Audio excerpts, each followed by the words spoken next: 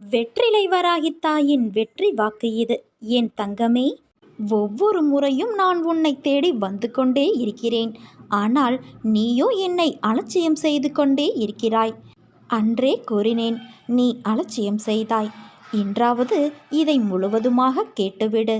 உன் வாழ்க்கையில் என்ன நடக்கிறது என்பதை உன்னால் உணர முடியவில்லையா?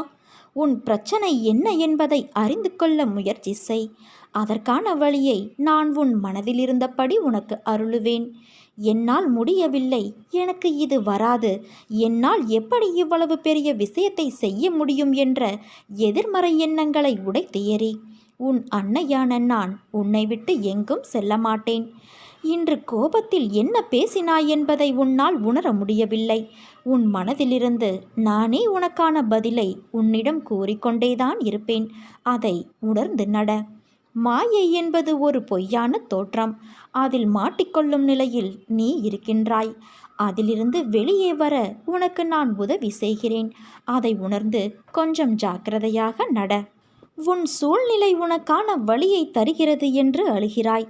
ஆனால் அது வழியை தருவதல்ல. வாழ்க்கை என்பது எளிது. ஆனால் யதார்த்தத்தை நீ புரிந்து கொண்டால்தான் அது சாத்தியம். அதை புரிய வைக்கவே சில கசப்பான நிகழ்வுகள் உனக்குள் நிகழ்கிறது. நான் எப்போதும் துணையாக இருப்பேன். உனக்கு நல்ல காலம் நெருங்கிவிட்டது என் குழந்தையே. அதனால்தான் பிரச்சனை உனக்கு பெரிதாக தெரிகிறது. ஒரு பிரச்சனை முடியும் தருவாயில்தான் அது தீவிரமடையும். ஒரு நல்ல முடிவுக்காகத்தான் உனக்கு இது நிகழ்ந்திருக்கின்றது. உன் அன்பு உண்மையானது. அதில் நீ ஏன் குழம்புகிறாய்? வாழ்வில் உனக்கு என்ன இல்லை? எல்லாம் இருக்கிறது என்று நினைத்துக்கொள். எல்லாம் சந்தோஷமான சூழலாய் உன்னை வந்து சேரும். நிம்மதியாக இருக்க நினைத்தால் எதையும் எந்த சூழ்நிலையும் உன்னை விடவும் நீ உன் உயிராய் நினைக்கும் என்னை விடவும் பெரிது எதுவும் இல்லை என்று நினை. நமக்கு வரும் கஷ்டங்களை நம்மால் தாங்க முடியும் என்று மென்மையாய் உன்னிடம் சொல்லிக்கொள். உனக்கு நான் பரீட்சை வைக்கிறேன் என்று நீ நினைப்பது சரிதான்.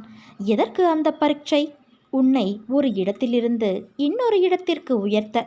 பல விஷயங்களில் நீ கற்றவற்றை எப்படி நீ உன் புதிய நிகழ்வுகளில் அதை செயல்படுத்துகிறாய் என்பதற்கு. அதற்கு தயாராகிவிட்டாயா என்று பார்ப்பதற்காக. அதற்காக எவ்வளவு காலம் என்று நீ நினைப்பது சரிதான். ஆனால் முழுமையான முறையில் ஒன்றை தயாரித்தால்தான் அது நல்ல முறையில் இருக்கக்கூடும். அவற்றை தான் நான் உனக்கு செய்கிறேன். இன்னும் உன்னை சிறிது மாற்றிக்கொள்ள வேண்டும். எனக்கு புரிகிறது நீ போராடி கொண்டு இருக்கிறாய் என்று. உனக்குள்ளே எது சரி எது தவறு என்று உனக்குள்ளேயே நீ போராடி கொண்டு இருக்கிறாய். தவறு என்றால் அதை மாற்ற உன்னிடத்திலேயே யுத்தம் புரிந்து கொண்டு இருக்கிறாய். இந்த நிலையற்ற சூழல் எல்லாம் நிறைவான நிறையுள்ள வாழ்க்கையை உனக்கு கொடுக்கத்தான். நான் இந்த குழப்பமான மனநிலையை உனக்கு கொடுத்து கொண்டு இருக்கிறேன். எல்லாம் மாறும், விரைவில் மாறும். உனக்கான அழகிய வாழ்க்கை உன்னை தேடி வரும் என் தங்கமே. பயப்படாதே, கலங்காதே. நீ நிச்சயம் நன்றாக இருக்கப் போகிறாய். நீ நம்பிக்கையோடு இரு, நல்லதே நடக்கும்.